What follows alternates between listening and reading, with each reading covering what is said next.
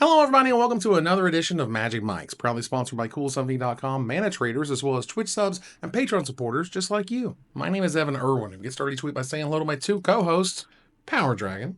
What's up, everybody? I actually powered through sickness to be here to get you the show today. So I Whoa, love y'all. I'm glad you're doing. Okay. Reuben Bressler. Yeah, the great ones play hurt. Thanks for showing up, and thank you all for showing up. Yeah, absolutely. And I was looking here for the code for our Mana Traders has changed, and I put it into our Discord when Okay. someone alerted it to me, and now I can't find it. Oh no. So if y'all could help me find that real quick, I would really appreciate that. That said, if you missed our pre-show, we go over all sorts of crazy topics. Patrons and subs to this channel get access to that extended version early, and we kick it off with our first pick and our promo code reminder. So we have some time for the Mana Traders thing. Visit Oh, I found coolstuffing.com. it. Thank you.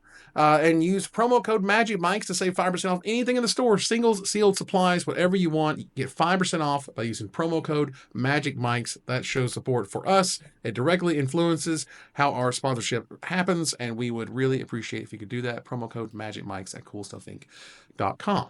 Now, we will support our favorite streamer here on Twitch at the end of the show with your suggestions to see who we raid tonight. Thanks to our sponsor, CoolStuffInc.com, where you can find cool stuff in stock. Promo code Magic Mics.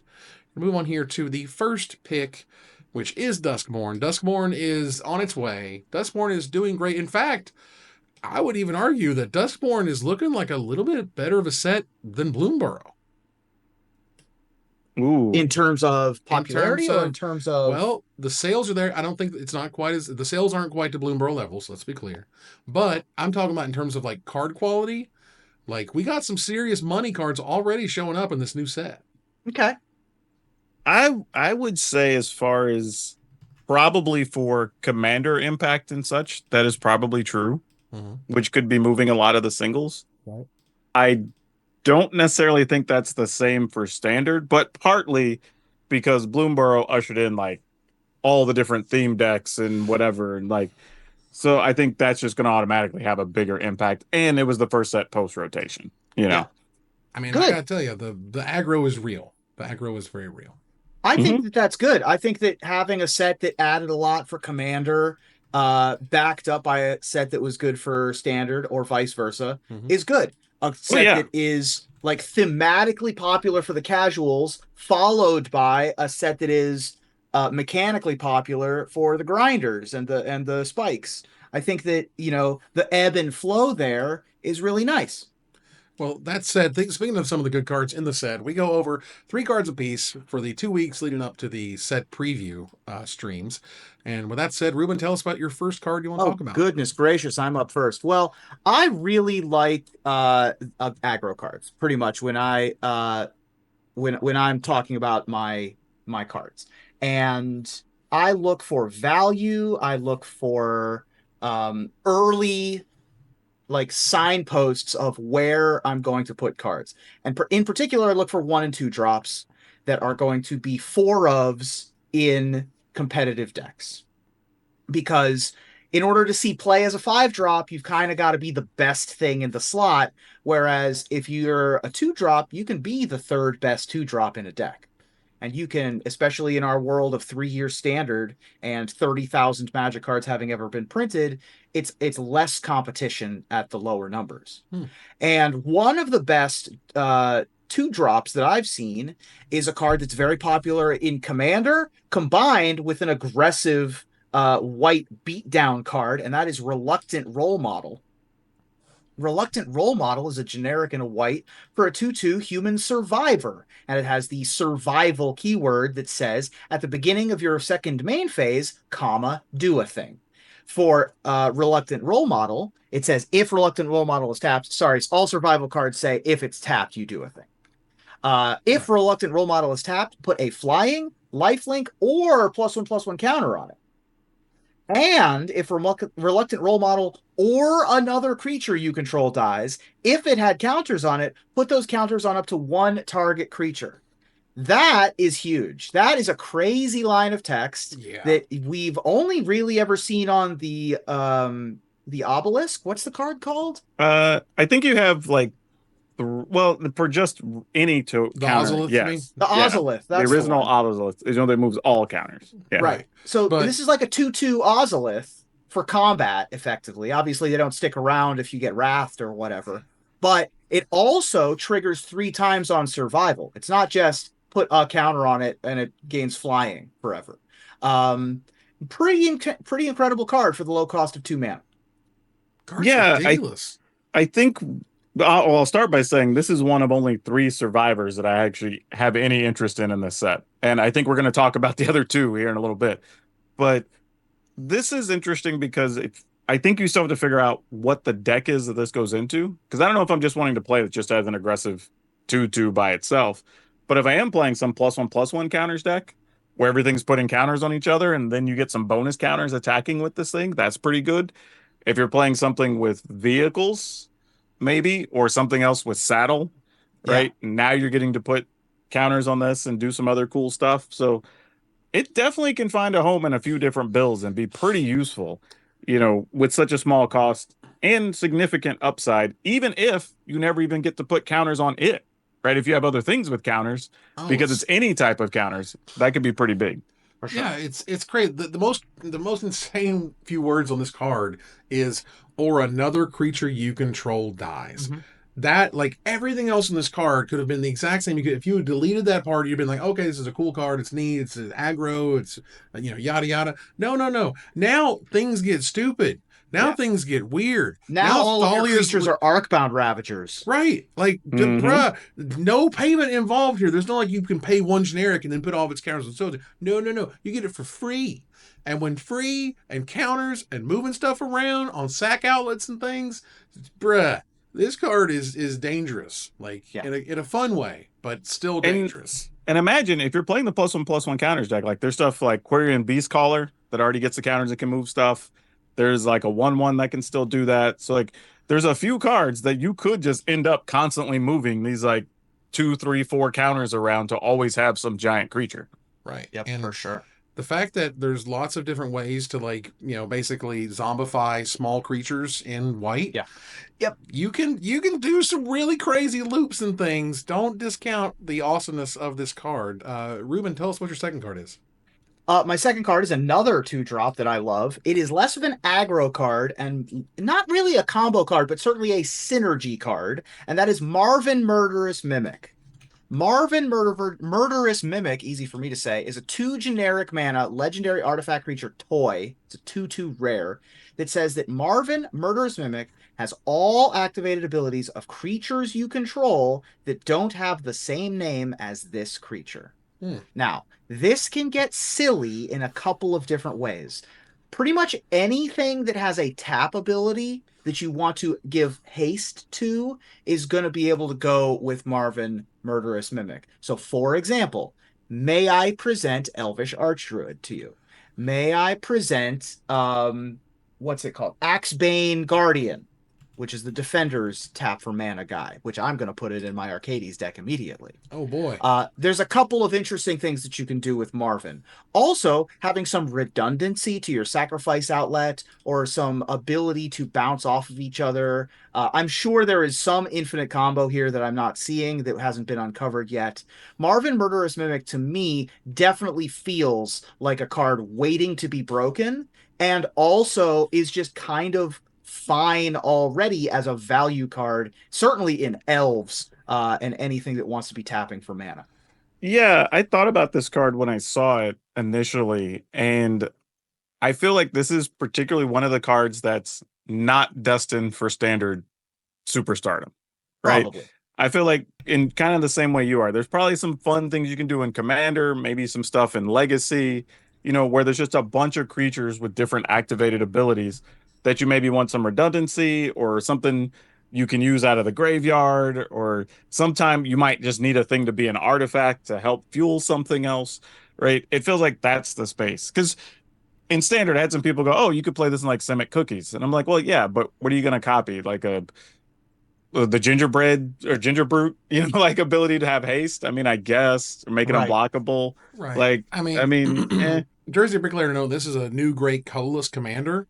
I Sure. think it's awesome. Like, have this be your commander and do silly stuff because you can keep Sure. playing it over and over again and so on. I think that's brilliant. I love that. Like, there's a reason this thing is pre-ordering for over like almost $13, and I think Yep. it's because it can do wacky things in fun formats. Yeah. There's a number of ways to use the untap symbol here. At the very least, you can tap and untap it infinitely if you have a Pili Pala and a Palladium Mirror in play. Right. Much less getting infinite mana with more than 2 mana. Like, there's a bunch of ways to go infinite with this card, I'm sure. Oh, I can imagine. All right, what's your last card? So my last card is a card. I've seen this card before. I've seen you before. Rite of the Moth. I know an Unburial Rites when I see it. Rite of the Moth is a generic, a white, and a black, and another black, which is a sorcery, and it has flashback of 3 generic white, black. And it says, return target creature card from your graveyard to the battlefield with a finality counter on it, which means that if it dies, it would get exiled instead. Rite of the Moth is the closest thing to Unburial Rites that we've had since Unburial Rites. It is a 4-cost reanimation spell that for a little bit of extra mana, you can return a creature from your graveyard to the battlefield with it in your graveyard. And one of the toughest things about Reanimator decks is that you need 3 pieces. You need to get the thing in your graveyard that you want to reanimate. You need to get the thing in your hand that you reanimate with it. And you need to sort of cobble those things together with the same strategy. So having a card that is able to be cast from your graveyard allows it to be a self-mill card. You can now play Cash Grab or Say Its Name, mill 3 cards, and put Rite of the Moth into your graveyard and not have to worry about not finding the Reanimator card that you need to be in your hand and putting that into your graveyard, or vice versa, getting the creature in your hand where it needs to be, where Rite of the Moth is. Well, Go ahead. Well, I would say, first of all, there's some important distinctions here. I think it's important that when you look at Unburial Rites was more expensive to start, but was cheaper to flash back. It's super cheap at 4 mana. Yeah. And 4 mana to cast this is great, but that also means you have to draw it and have it in your hand, and it has to resolve, versus the flashback of being 6 mana now instead of 4 mana, which is a huge divide. That's a gigantic divide. But it is true. This is our first Unburial Rites since Unburial Rites, and I think it also shows you the power of Unburial Rites because it's so much worse than Unburial Rites, as it were. Yeah, the interesting thing about this card is it made me wonder if this is, I don't know if I want to call it a signpost card or if they're trying to send us a signal of something they intended to happen with the set. Because I think by the time I saw this previewed, it was either the 3rd or the 4th Reanimator type card that we saw. One of them's even on a creature. I think it's like a 1/1. Yeah, for one. One that you can pay 4 or 5 and get something great. No, you so pay Zombify, man. I'm black and 3. Yeah. So just like, there's a lot. Like, normally we get one that like, oh, this will also make treasure, or this also does this other thing. Right. And like, we got this one that has 2 uses and a couple others that you just get stuff out of the graveyard. So it's like, we're really like heavy-handed shoving this strategy. So it'd be curious to see how many of these get played. But if you're in black-white, you absolutely are going to play this one as your reanimation choice. Like, there's no reason not to. I'm unclear if there's anything in Standard that would make me, like, Angel of Serenity was the big selling point for Unburial Rites at the top end. Right. There was like a real grindy Thragtusk, Restoration Angel deck that used Unburial Rites just as a value engine. I'm unsure whether that is going to be a thing. There was also a Craterhoof Behemoth Reanimator deck that used Unburial Rites, and we do have Galta Stampede Tyrant, which will then just put the rest of the fatties that are in your hand into play. I mean, there's also a lot of demons, and a lot of the demons have some crazy abilities. The new crazy demon, the black mythic guy, the 9/9. Yeah. That card is frightening. And honestly, I think it's just we also do have Craterhoof Behemoth in Standard, sort of, with Moonshaker Cavalry. Kinda, yeah. Yeah, we've got, look, all I'm saying is Atraxa. I mean, until Atraxa leaves, I think it's Atraxa nonstop, because it's so stupid, and it's such an incredible creature, and it's such incredible card advantage that until that leaves, I don't think you're going to have a lot of other conversations. And not to mention, you still already have the battle in these colors that does the same thing. Like, you have a bunch of stuff that really can make those decks function. It's just which Reanimator cards ends up being the superior ones to play with. Yeah, probably like an Atraxa Atali situation for sure. But, I think there's something here. Yeah, I mean, being able to flashback reanimation, just period, is Yeah. powerful. Yeah, Even yeah. when they make it expensive, it's powerful. PowrDragn, what's your first card? Well, I told you we're going to be talking about a couple more survivors, and this is one of them. But Rip Spawn Hunter, which when I saw this name earlier today, I actually thought like, is this a tribute to like aliens or whatever? Because wasn't the chick's name like Ripley? Yes. And it's a Spawn Hunter. So I'm Yeah. like, This is a Ripley yeah. inspired card. Yeah. I'm like, I see what we're doing here. This is As kind of close as cool. they can get without going over. Exactly. I was like, way to sneak that in there. But yeah, so it's 2 colorless, green white for a 4/4 legendary human survivor. No surprise. So survival mechanics are at the beginning of your second main phase. If it's tapped, you reveal the top X cards of your library, where X is this card's power. But any number of creatures and or vehicles with different powers from among them in your hand, but the rest of the bottom of your library. Like this I like because you don't need anything else. Right? Obviously, even it tells you in the text, you can play it with vehicles or whatever. But this is just a quality body on its own. It's a 4/4 that if your opponent doesn't kill this during combat, great. I'm just going to get probably at least another 2 things into my hand, maybe more, right? Like this is a really good card just for being a solid beater late. If you are playing vehicles or something with saddle or whatever, like you just get other bonus abilities and just keep your hand loaded, especially in a world full of all the discard decks in standard right now because of all the wonderful stuff we got in Bloomborough. This is a great way to keep reloading your hand and kind of get ahead of some of that stuff. Yeah. Yeah, I think this feels like a kind of plant for the Death Race set. Also, the fact that it references vehicles, and or take a look at unidentified hover ship, which Yep. Yeah. perfectly plays into 3 and into your 4. Yep. Identified hover ship is the UFO card that's basically taking the cow away. For 2 white and generic mana, it's a 2/2 rare artifact vehicle with flying. When it enters, you exile up to 1 target creature with toughness 5 or less by Shouldered.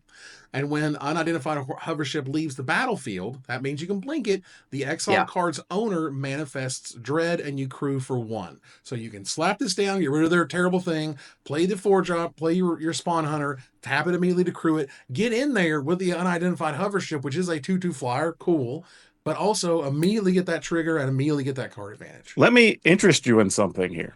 What if you went turn 2 role model, turn 3 UFO, turn 4 Ripley? Hell yeah. I love it. I'm on board. 100% on board. The role model. The role what's model his I first talked card? about. Oh, Yeah. Lord Jesus.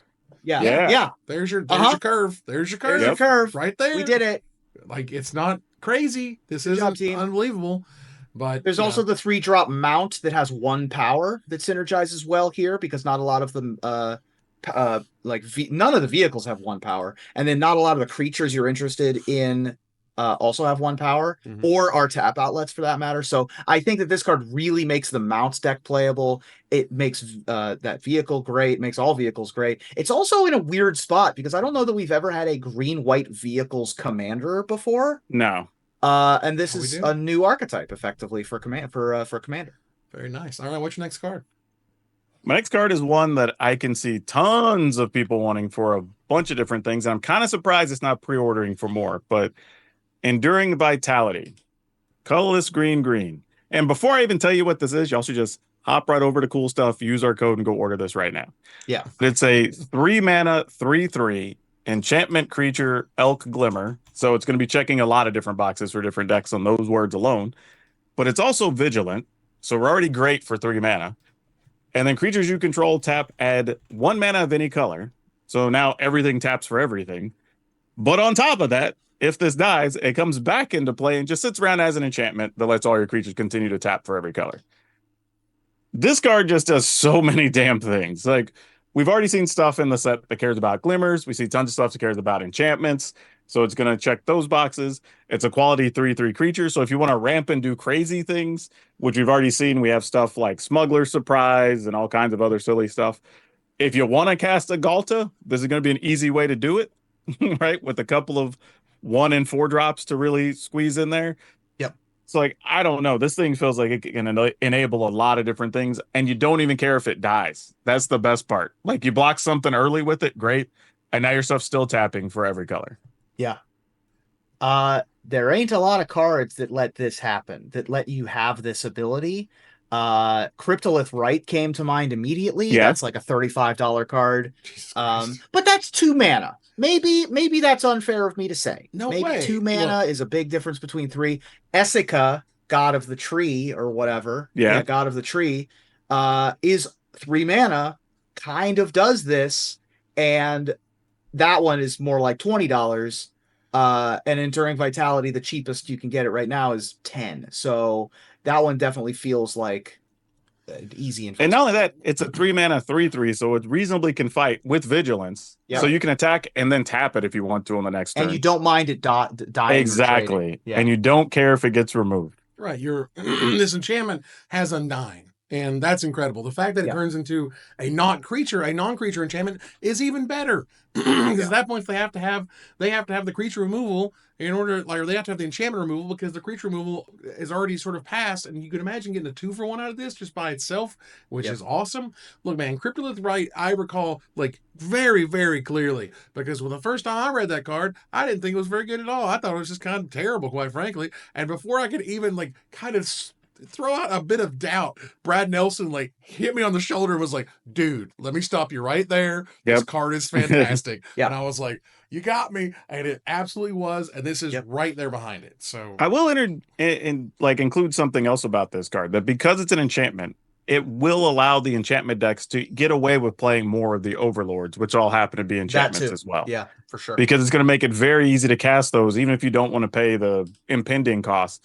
You can just outright cast them and get to use them immediately in a lot of cases. And the black one, by the way, is very good.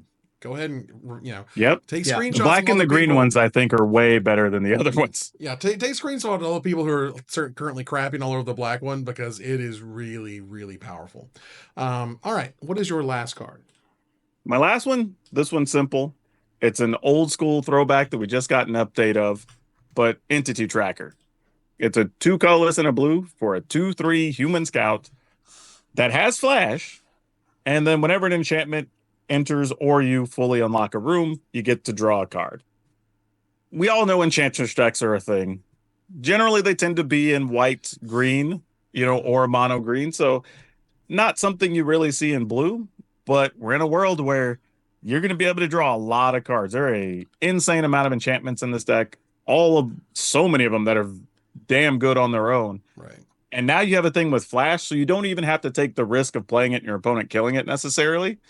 You let them do what they're going to do. Great. Slap it down into your turn. And I'm likely going to get at least 1, if not 2 draws off of this. Right. So yeah, really cool card. And I expect this is going to see a ton of play because people love drawing cards and love enchantments. Yeah, this is the type of card that ages well, in that it's going to be very unique. There's never been an enchantress in blue. Like, there's not been draw cards for enchantments in blue. And the fact that you're doing this is really weird.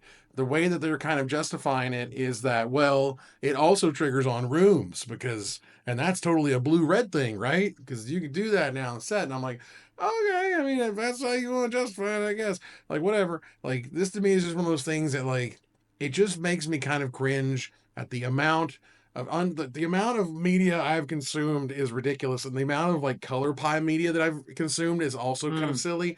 And you just heard it battened up for years. It's green and white. White's doing this or green's doing this, and that's where it stays. And it's like, here it is in blue. So, but I mean, blue draws cards like sure, off enchantments. Yeah, and I'm okay if it's like this where it's a world setting where we go, okay, well, this mechanic happens to be in these colors and the card happens to be an enchantment when we're talking about rooms.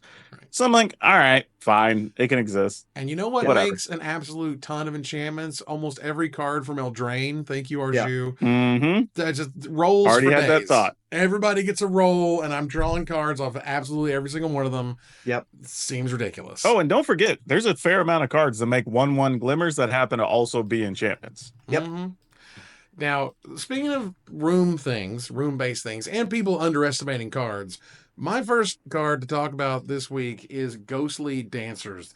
This thing is bananas, and I don't think anyone is talking about it that much that I've seen.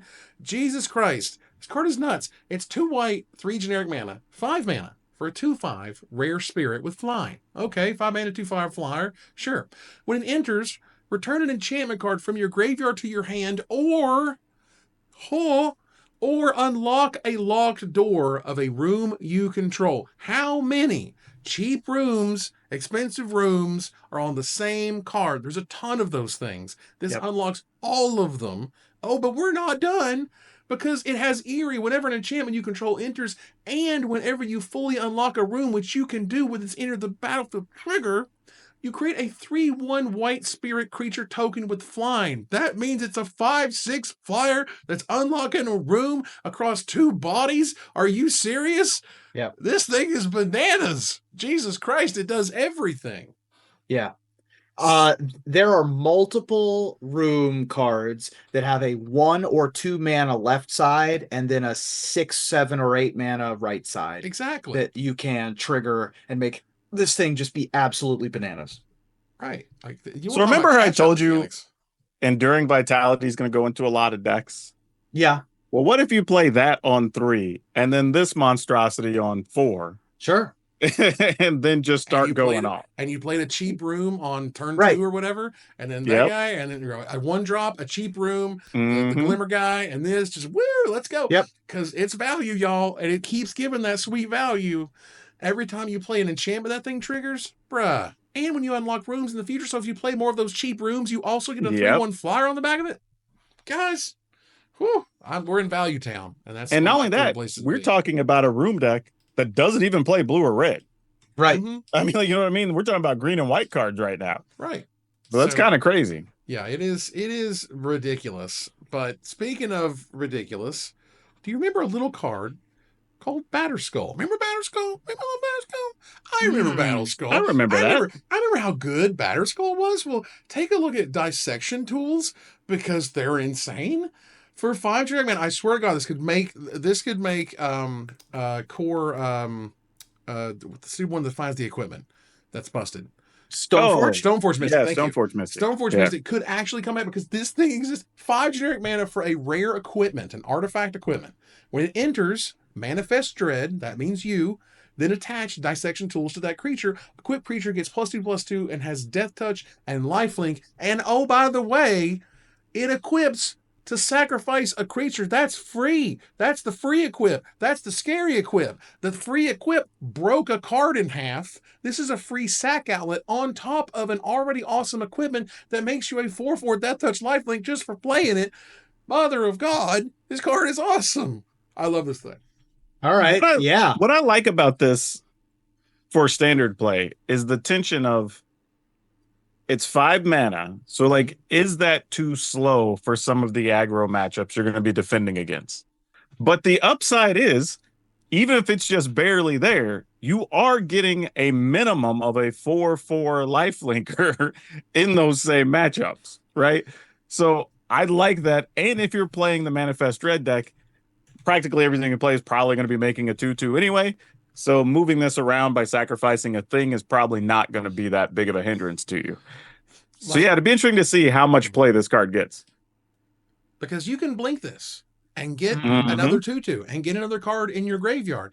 Batterskull, you can't do that. Batterskull, you can pay 3 to bring it back to your hand, which is whatever. Batterskull, you have to pay 5 mana to move it around the board. This, you only have to sack a creature, which you're probably wanting to do some graveyard shenanigans anyway if you're manifest dredging while also getting all this stuff.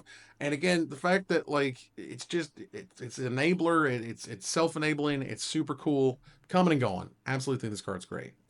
Now the last card that I want to talk about. I misread it at first, as you do. Same. When you look at new Magic cards. You read them and you're like, oh, okay, that does the thing, and Elvish Piper, whatever. We've been here, we've put card creatures in play, it's fine, it's whatever, it's cool. And then Saffron Olive tweeted, and it was like, wow, I'm going to put Omniscience into play with this. And I'm like, what the hell are you talking about? And then I read it again, and I was like, oh, Jesus Christ. Kona Rescue Beastie. First of all, Rescue Beastie? Okay.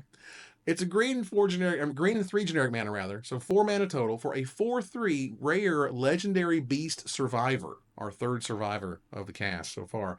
At the beginning of your 2nd main phase, if it is tapped, you may put a permanent card from your hand onto the battlefield. I'm sorry. Excuse me? There's no limits there. You put a permanent, as long as this is tapped, it doesn't matter what it. And they're literally saying omniscience is going to be in the format for the next 4 years of our lives. Right. Jesus Christ, this card seems ridiculous. I know it's a creature. I know it's got 3 toughness. I understand that. But you also recognize that, like, you're not going to play this and not trigger it immediately. They have to have an answer immediately to get to their second main phase. Otherwise, you're going to see something really stupid hit the board. Atraxes, Atalis, Omnisciences, whatever, man. It doesn't matter. Like, Jesus Christ, it's crazy. Oh, yeah. If you like playing big, dumb, green idiots, like, great. You know, like, play this, tap this to some other effect. Yeah. Get a big, like, 10-10, 12-12, attack with the Tyrannix Rex on turn 4. Like, I don't know. There's a billion things you could do with this. That could be a whole hell of a lot of fun. It seems crazy. Like, it's definitely going to make this is the survival trick deck of, like, try to get it tapped somehow with either Convoke or a mount or a vehicle or a card like Citadel something. Or tap it for mana to an Enduring Vitality. Or tap it for mana to an Enduring Vitality. Citadel something. Right.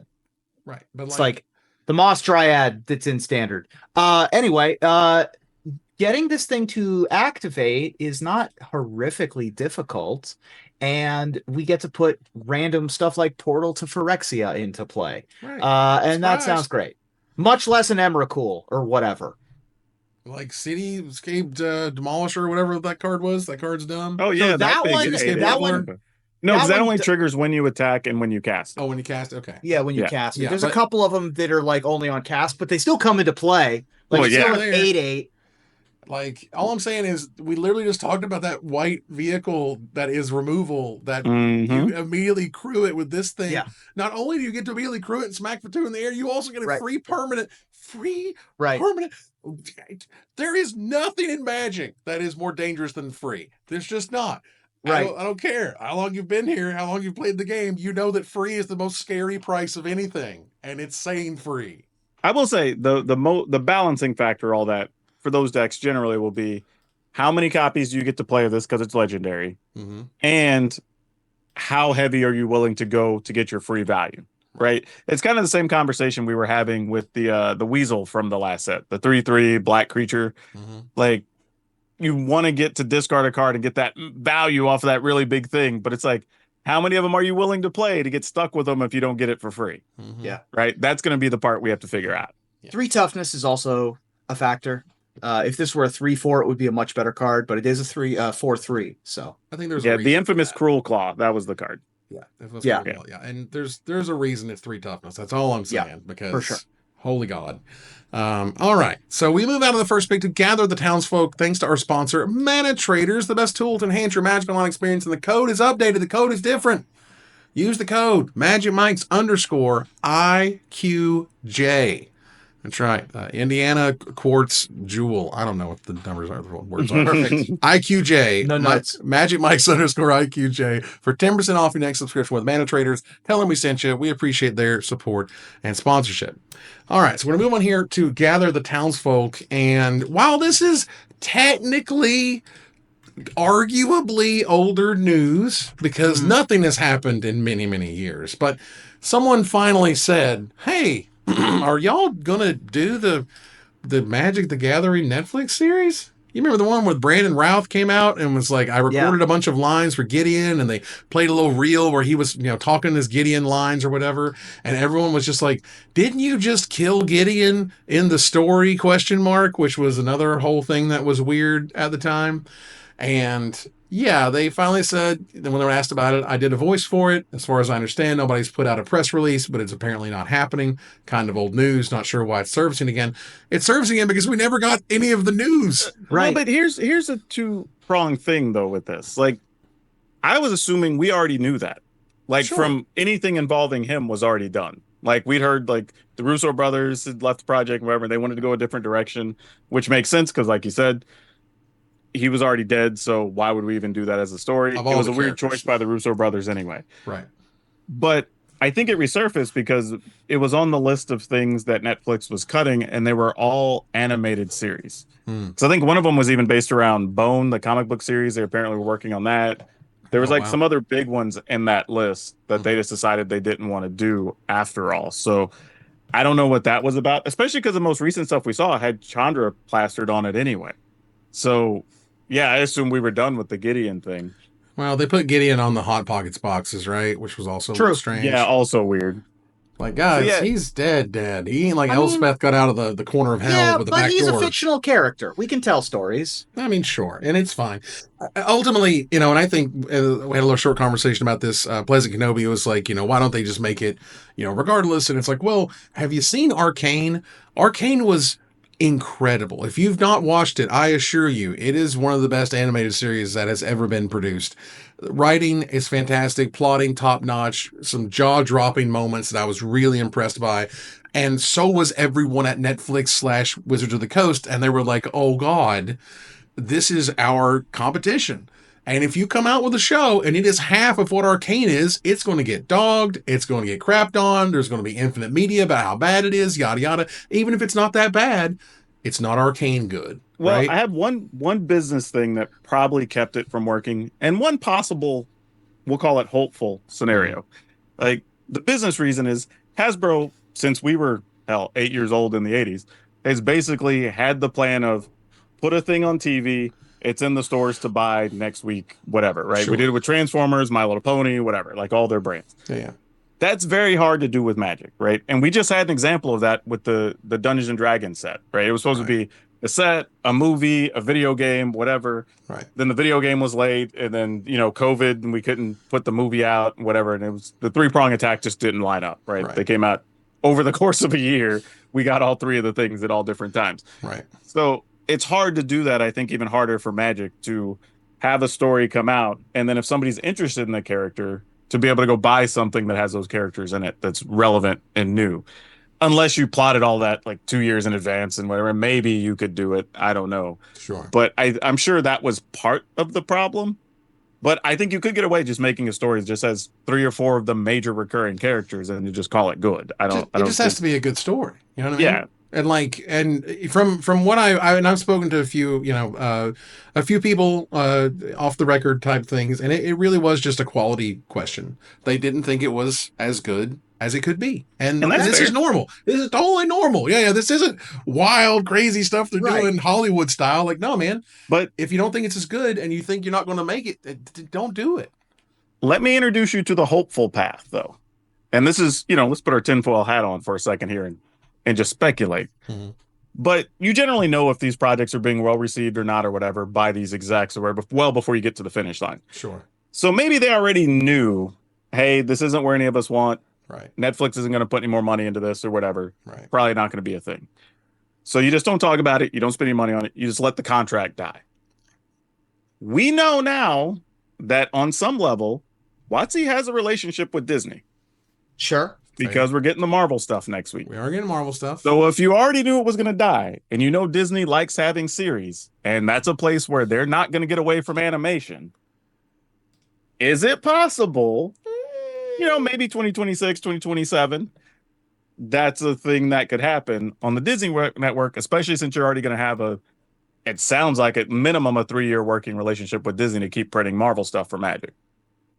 Yeah, it's one of those questions of I don't know how intertwined all that stuff is. You know what I mean? Yeah. For some of the licensing stuff might just be, a department in Disney and it never goes beyond licensing. Oh, sure. Right? I'm just saying the door is open. Like you just got your foot in the door and it's there. I want the Magic series. I do. I want it. Of course. I also want it to be really good. So, well, here's the thing. I think that you don't need to be Riot Games Arcane on Netflix. Mm-hmm. You can be Critical Role. Like Critical Role did a Kickstarter that ended up on Amazon. They were on Kickstarter. Right. You don't need to have a gazillion dollars. You can be the little show that could. Yeah, but I've argued that you just need it to not be trash. Yeah. That's literally it, because you're going to get a whole bunch of eyeballs who've never played Magic or they've heard about it, never been interested in it. If you can get anybody latched onto some characters and interested, the brand makes a bunch more money. It just has to not be. If it's bad, you're sunk, right? Because now people are just gonna have a big stink on it. And I You think just need it to not be trash. right, and I think the problem is you would say things like Magic has these great stories, and then you say, okay, we film, or we make a show about the Brothers War and Dominaria and Phyrexians and all this other stuff, and they go, yeah, but by the time it comes out, as you mentioned, the business side of things, we're in some weird other plane. We're not going anywhere near Dominaria for years. We haven't said anything about Phyrexians in so long, and yet it's all over the new show, but it's nowhere on the cards that. And you're that's what I'm seeing saying. now. Like you would have to plot your production of the TV show 2 years out. Right. To line up with whatever the Magic set is for the fall of 2027 or whatever, right? Yeah. And so Or 2026, I guess. right. So now you've got, not only do you've got the production of Magic sets and the execution of those, then you've got what does that show even look like in terms of art direction? Does it even look sort of like the cards or not? Or is it Mhm. some weird 3D thing or a cell shaded or whatever? So then you got that kind of art direction. Then you've got all these different guilds or whatever that you go to work with, the Actors Guild, all these union based people that you go to work with to can make that function, and rewrites and animation production. And it's just Because let's be real. God Let them almighty. go to Zendikar and there'll be somebody go, why do the goblins on Zendikar look like that? Like, Sure. why do the runes on the Hedrons not make sense? Or Right. whatever, right? Like, because we're Magic nerds. Like, nothing's good enough. Right. Like, Yeah. so it just has to not be trash. So it at least appeals to the non-enfranchised Magic player. And just be good enough for the enfranchised guys to go like, all right, at least we got to see a cool story animated. Right. Yeah. Right? That's I what we think- need. I think that we should appeal to the Avatar: The Last Airbender crowd, make it a Y7 show, and let the Magic players that have kids watch it with their kids. That's what I think we should target, instead of trying to be an adult cartoon. Mhm. But that's a whole nother I'm conversation. kind of down with that. They did that with Transformers. Where the Transformers go around and rescuing cats from trees or whatever it is. Yeah. Like, could you imagine little Karn running around? We want Muppet Baby Yes. Planeswalkers. Absolutely. I want All Muppet right. Babies Planeswalkers. Muppet Baby Planeswalkers. I'm kind of down speaking- with that, actually. Speaking of stories, if you like the fact that Magic publishes written content about their stories, please go click the Duskmourn story link. It is important that that gets clicks so that it gets the algorithm feedback to Wizards of the Coast that it has importance. Listen Great. to the story. It's a great story. It's a cool story. We have So- a good comment in chat. Like, what if you just did Bloomborough? Yeah. Just Right. do Bloomborough Stu Bloomborough. as a show. And by Yeah. the time you get done with the writing and the execution and so on, we'll be back in Bloomborough, right? Yep, Time it'll be it time that for another release. Bloomborough set. Feel We'll free be to 2 make years it down the all- road. Yeah, just tell the Mabel story as we've heard it or whatever. Go through that whole thing because A, that's already told, and B, it'll lead right into the next version of Bloomborough that we get. And there And you just go. call it Bloomborough, and you can have the subtitle of a Magic the Gathering story, right. Yep. A Magic right? And then you Gathering can do that tale. with every plane, every set of characters you want to do, Sure. and we could just do them 8 to 10 episodes, like twice a year. Absolutely. Yeah, I mean, I Done. We solved the problem. There you Right. go. Make it an Free idea, anthology Watson. series. That's a great solution too. Yeah. Sure. Anthology series would be cool. I think it's weird to me because I feel like it is well understood that the War of the Spark trailer was incredible. Like it was an actual, top of the mountain, right at the peak. Felt like they really accomplished something. Like they really, because if you look at all of the trailers before it, they kept building and they got more complex and they got, sort of better and better in terms of the way they looked and the way they sounded and so on, the scripted. And then they got to the War of the Spark and it was like, oh my God, this emotional payoff is gigantic.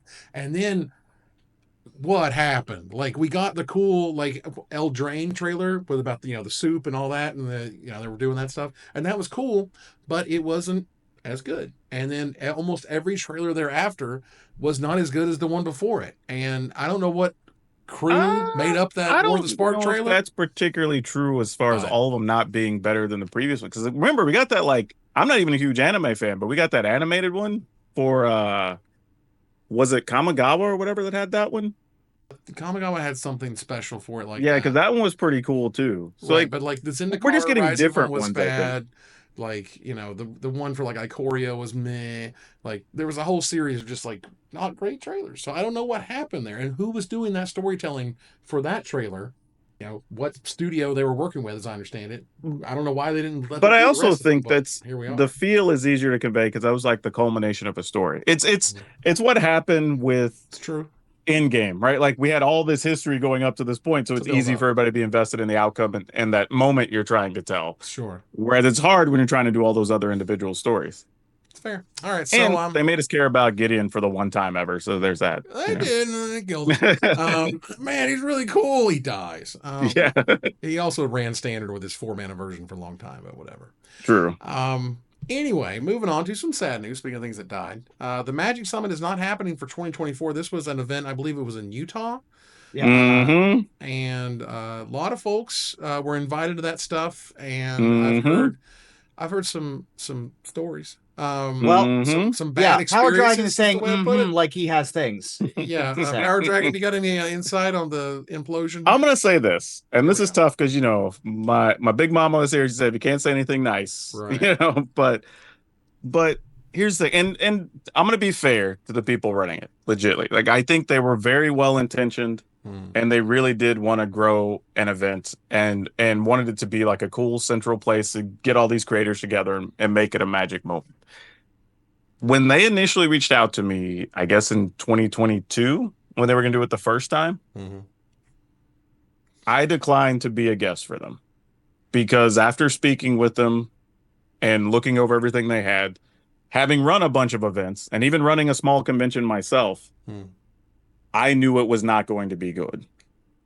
Right. And I mentioned a couple things and they were very on like, oh, no, we're going to do this and this. And then I'm like, yeah, but, and it's like, and I was like, cool, I'm out. Mostly because for me, I didn't want to be there with the problems. I didn't want to be associated with it, whatever. Year 2 came around. They moved to a worse location because I believe they moved from Salt Lake City to Provo, I think, which was a much harder space to get to with airports and whatever, because you got to use a regional airport now instead of international airport. And it's a whole thing. The location wasn't as great. It was better, according to the people that went. Still wasn't great, but it was better than it was the first year. But I think with that, you start getting diminishing returns where you've now had 2 years. It was just travel problems, event problems, stuff for guests. Like, there's just too many things you can't recover from. Yeah. Right. You've now put a bad taste in your mouth. Like I told people, notice the fact that when creators came back from those things, there wasn't a lot of conversation on socials. Yeah. Right. They're trying to be nice and not say like, oh, this was bad. It's happening, because they still want to maintain those relationships and be good people. But at the same time, any other event people go to, they're sharing pictures and they're coming back and talking about this cool thing and these people I met. And like, there was none of that really. It's by sometimes comparison. what you don't see that will tell you the real feedback. Sometimes the silence is very loud. And I heard, like I said, a lot of on the DL conversations of very unhappy periods of people. I think they were well intentioned, but there were so many little things. Like the first year, they tried to stream it, and nobody did an audio check, so like you couldn't even listen to it. Like it was bad. Like it just had noise coming through, and you couldn't hear people. And it's just like little things that it's just like, this is something everybody should get right. Like you could literally just go, "Hey guys, we're having problems with the audio," and then somebody goes and just. But it was that for hours because I checked in later and it was still a problem. So like things like that, I think. And to be fair to them, they didn't have enough people. You're inviting in butts and seats, man. A huge number of celebrities, we'll call them, in the Magic community. Right. And that all of them. Money. Yeah, and they're gonna have some portion of their communities showing up. Right. So you got to have a lot of people. Hell, you just need handlers, even if somebody just to be the liaison to all the creators. Right. And all the stuff you're gonna be asking them to do. So it's just like, I think this is one of those situations where let it be a lesson to people that if you are going to try to run an event, you need more than a skeleton crew and the phrase of the week, a concept of a plan. Yeah. Like you need more than just a concept. Yeah. You need to actually have some stuff fleshed out. Because again, we exist in the context. We didn't having done it a few times, like it's a lot more than people think it is. Sure. All right, so something that is very positive to round out our gathering, the townsfolk here. Raph Levy announced that starting tomorrow, and that would be September 12th, as of this recording, Magic players and creators will be running a charity marathon benefiting American Cancer. For 3 days, we'll be ranking up a Wizards Magic account from Bronze to Mythic, constructed and limited, while collecting those funds, which is awesome. # Magic versus Cancer, if you want to follow along, or at Raphael or at Raph Levy MTG on Twitter. And yeah, just a really cool event. What a cool concept. Yeah. Mm-hmm. What a fun idea. What an all-star lineup, too. Mm. You've got, Jim Davis, Kai Bude, Reed Duke, Doomwake, Darkest Mage, Headology, Yellow Hat. I mean, the list goes on and on and on and on. Mm-hmm. Oh, we Yeah, I get think lost. it's great anytime you can leverage any type of celebrity Mm-hmm. for something positive, right? And Absolutely. it's cool to know that Magic has now been around long enough that we have names that are big enough with a big enough following that, I wouldn't be surprised to see if Raph was able to raise 10,000 plus this weekend. For sure. Let's do it. That wouldn't be unbelievable. So like the fact that we're starting to see that on the regular, even from smaller creators, like, oh, we raised $2,000 or $3,000. Like it's cool that there's enough of that in the Magic community. And I guess enough of us are adults with grown-up money, so that makes it possible, Mhm. but Yep. that's actually really cool that we're starting to see this more regularly throughout the community. Yeah, I mean, it's brilliant. People taking 3-hour, 4-hour shifts to keep going from Thursday nonstop through Sunday afternoon on my time. And I think that is super awesome. So good luck to them. I hope they raise a lot of money and do some great stuff. For sure. Fantastic. All right, let's go ahead and move on here to Desperate Ravings. Now, there was an interesting post on the Blogatog Tumblr where Mark Rosewater was talking to someone who was discussing tropes. And for example, the tropes are a little, one could argue, heavy handed in this set. For example, we have unsettling twins. And that's on the nose, you would say, for like the creepy twins in The Sure. Shining or whatever other horror movies that have them, versus Twins of Mar Estate that we got in the Innistrad block, which is arguably a little bit more subtle, leans into Mhm. the world building a little bit. Okay. And, one of the things he noted, was like, hey, we've done blunt, straightforward naming since Alpha, Black Yeah. Knight, White Knight, so Right. on. Later stuff like Black Cat, zombie Yeah. apocalypse, whatever. And so, I think the thing going on this year, he says, is that we are heaviest with blunt names the first time we visit the world because we haven't mined a lot of the simple blunt names yet. Right. So I don't think is there any issue with it personally. I like going kind of on the nose in terms Yeah. of like we're hitting the trope. This is the world. You can rip See, on it this later, is but this is why Rosewater's a better person than me. I would have just Uh-huh. straight up ignored this email. I'm so glad you guys are on the same page. Like what is I'm not even joking. Like what are we even complaining about? Like I'm reading Right. through this and they're like, well, we have names like Black Cat and Blood Pact and whatever. Like, okay, what does this have to do with anything? Yeah, man. Like We I got really don't Ivan understand the also. complaint. Like, calm down. should we have pulled back a bit on the volume of top-down naming? No. Next No. question. Thank Right. you. Yeah, Yeah. I'm like, what does it matter? Like Moving doesn't- on. Yeah, this is a non-issue. I'm so Like, glad I'm we're all on so- the same page. Yeah. I'm This is- so confused. I'm this is literally not while you're issue. talking, reading through this person's post, and I'm like, I don't even know what we're complaining about. Yeah. I saw this in the doc and was like, why are we talking about this? Is Evan randomly not going to be like pro the common language of tropes? Yeah, of course. Like, It's no, not- and apparently not. Apparently, Like, this is what just did a we dunk think we're gonna fest. get? Hell, I was excited to see the card just get out, and I'm like, yeah, Yeah. that's the beginning of every horror movie, and I Uh-huh. say it every time. Right, Just like, leave. Live or Like- die, like, right? I Live or die. wanted- Killer's mask. Like that's cool. I wanted a counterspell called Nope, but I will take a Get Out. Yeah, that's good. We'll take a get out. I'll take. Yeah, so I don't know. Like, this is one of those things where I literally tell people, this is why we can't get stuff done in a lot of different communities. We have people who are stepping up to write this, and it's a long. I mean, this has like what 6 paragraphs or something. Well, Like, it's not always clear what's you're from wasting- Rosewater and what's not, but yes. Yeah, but somebody's wasting time to have this discussion that is largely meaningless. I mean, genuinely, it is largely meaningless because they're upset over, like, I don't know, let's say a couple handfuls of cards having blunt names. Yeah. Which we've done through the history of Magic anyway, to Oh, this yeah. point. So it's not even new.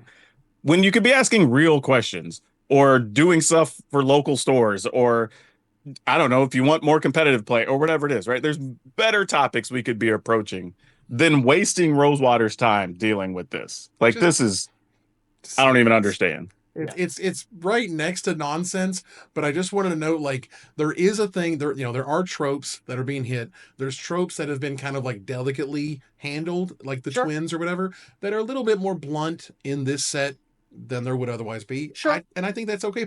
That's fine. Part of what makes that send up of the 80s horror is being that blunt. Like 80s horror is not Yes. subtle. Like it's like That too. smack. It's like it's And right westerns. Westerns are the same way. there. Right. Be Like clear. you gotta hit the high notes. And they didn't, which was Hell, a big just how problem. the stuff's named. It's Texas Chainsaw Massacre. You know what it is? It's a dude with a chainsaw in the state of Texas. Like I mean, that's literally the horror movies. Like, what do you want? Yep.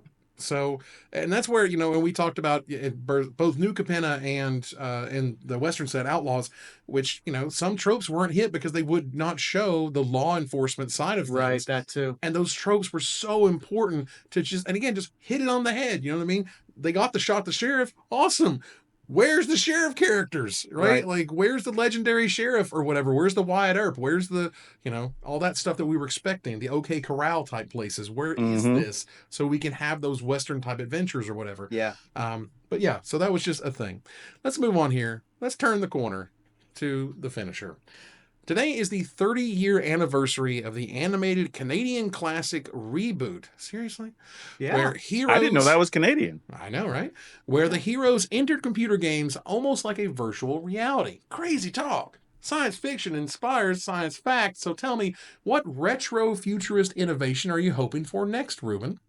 Well, my favorite technology is something we absolutely do not need, which is the lightsaber. But I wouldn't be opposed to like a light bread knife, because I'm definitely in the market for a faster, more consistent slice for my bread, and also a quick little toast to boot. I don't want to wait 3 minutes. I'd like a toast knife. I can see that one swipe toast. I'm down. Yeah.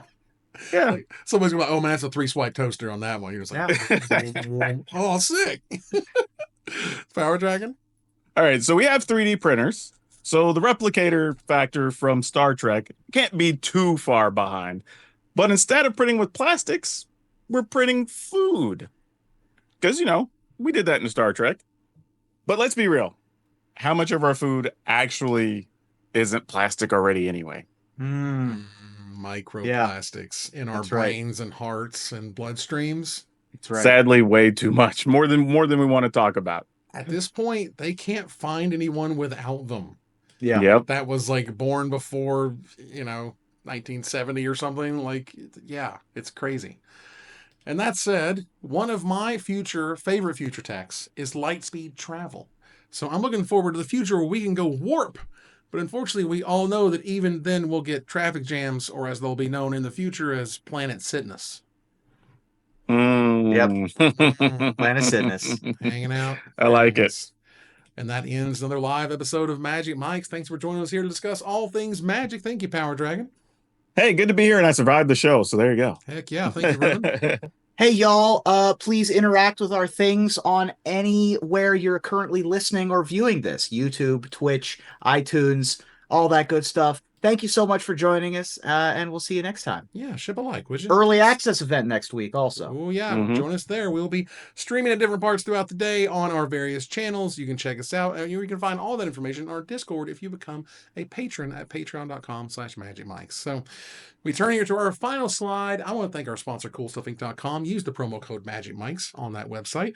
Our co-sponsor, Mana Traders, my co-host, PowrDragn, and Reuben Bressler. You guys for watching and listening. I hope you support us at patreon.com/magicmics. Please follow, like, tweet, favorite, share, subscribe to everything social that tells people we exist. Catch us on our exclusive member Discord, live on twitch.tv at MagicMics, live or taped on our YouTube channel. Follow us on Twitter at MagicMicsCast and our TikTok at MagicMicsCast, or join us here next week for a cool live show. But otherwise, after that, next week, same time, same place, for another episode of Magic Mics. Good night, everybody.